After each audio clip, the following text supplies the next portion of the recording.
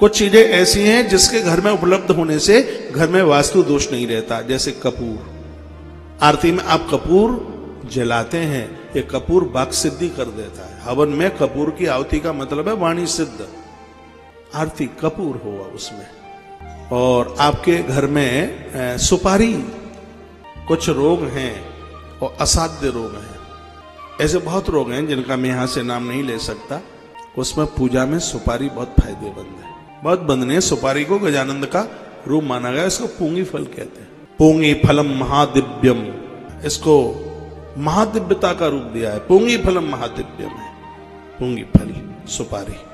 तो याद रखिए, देवताओं के ऊपर कभी कटी हुई सुपारी नहीं चढ़ाते, पूजा में कभी कटा हुआ फल नहीं चढ़ाते। ये लिख लो, ये कुछ बातें हैं। देवताओं को जो पूजा करते हैं फूटा हुआ नारियल नहीं, तोड़ा हुआ नारियल नहीं चढ़ाते। फिर क्या करते हैं, ये नहीं कि पहले के दो उसके हिस्से रखें। हाँ, दरबार में आप नारियल फोड़ेंगे तोड़ेंगे।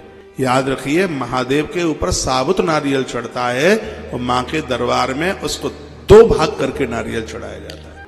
शंकर को चढ़ाओ तो साबुत, और मां के दरबार में चढ़ाओ तो ये नहीं कि पहले के टुकड़े और वो 2-4 टुकड़े आपने रख दिए, उसको उसी दरबार में फोड़ा जाता है। उसमें जो जल निकलता है, पानी निकलता है, उसको मां के चरणों में चढ़ाया जाता है, फिर उसको 2 भाग करके रख देते हैं। कोई भी कटा हुआ फल देवताओं को नहीं चढ़ता।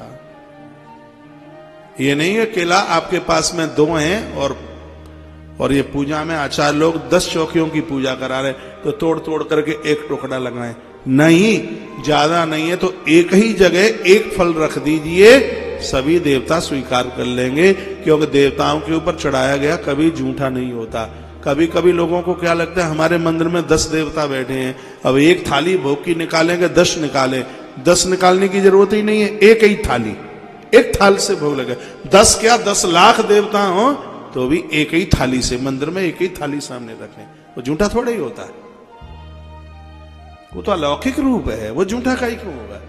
और भगवान तो हमारा भाव स्वीकार करते हैं, पदार्थ थोड़े स्वीकार करते हैं, हमारी भावना स्वीकार करते हैं। आप कौन सी भावना से आप भगवान का भोग लगा रहे हैं।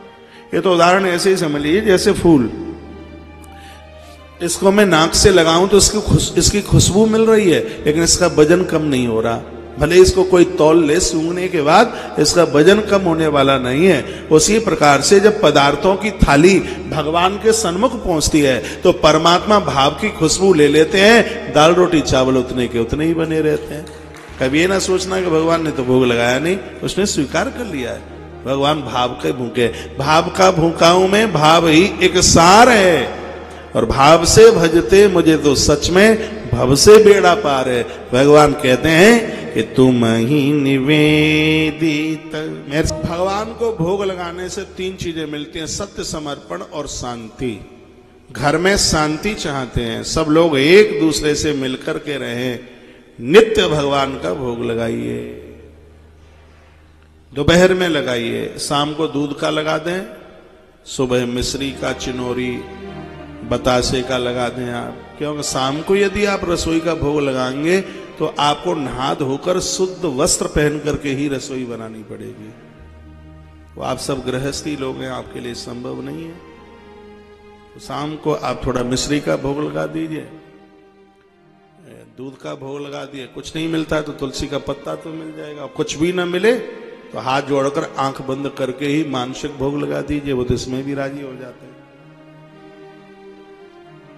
इसमें हमें खुद खुशी मिलती है, प्रसन्नता मिलती है। सब चीजों से घर में किसी भी प्रकार का दोष नहीं रहता। तो ये चीजें आपने लिखनी होंगी। सुपारी है, एक कलावा, ये आयु को बढ़ाने वाला है। मौली, हम जैसा कोई व्यक्ति आपके घर आवे तो हम लोग सुबह अपनी आराधना पूजा के बिना नहीं रह पाते। ये नित्य के काम में जप, पाठ, हवन, ब्रह्म भोज, ये 5-4 चीज हैं, इनमें श्रद्धा रखिए। यज्ञ तो साक्षात ईश्वर का रूप है। हमारे बहुत परिवारों में नित्य हवन यज्ञ होता है, और मैं यह कह दूं कि लाखों परिवार में होता है तो बिल्कुल अतिशयोक्ति नहीं होगी। बस यज्ञ में है, देख लीजिए, यज्ञ में पूर्णाहुति रोज नहीं होती। इसमें पूर्णाहुति होती नहीं रोज क्या है, रोज के हवन में कोई नारियल वारियल नहीं डाला जाता, उसमें रोज की पुड़ावती होती नहीं है, इसमें बसोर धारा बचा हुआ घी छोड़ देते हैं ऊपर से। इसके लिए प्रोणी पात्र नहीं रखा जाता। प्रोक्षण पात्र किसे कहते हैं? जब आहुति डालने के बाद जल में एक बूंद टपकाई जाती है। नित्य के हवन में ये प्रोक्षणी पात्र नहीं रखा जाता, जो रोज का हवन है उसमें नहीं रखा जाता है। उसमें सीधे आहुति भगवत प्रसन्नता के लिए डाली जाती है। यज्ञ वही विष्णु साक्षात ईश्वर का रूप है ना। यज्ञ तो जहां जहां यज्ञ हुए हैं वहां भगवान आए। देवी भागवत में तो यज्ञ के ऊपर बहुत बड़ा प्रवचन है और आगे आप जरूर सुनेंगे उस बात को भी। तो आप जब कर ले, कोई पाठ कर ले, साधना में सिद्धि मिलती है। इन सब चीजों से बहुत शांति मिलती है, बहुत संतोष मिलता है।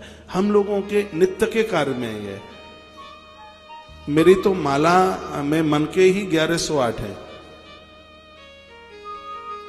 और एकाध माला तो बिल्कुल भी समय ना हो तो भी एकाध माला तो घुमाना ही है। अब लंबी माला इसलिए रखी है कि आलस प्रमाण में चलो 108 वाली एक हो गई, चलो इतना ही बहुत है। अब एक 1108 वाली पकड़ी है तो बीच में तो नहीं छोड़ सकते, उसको तो पूरा करना ही होता है, इसलिए लंबी माला है।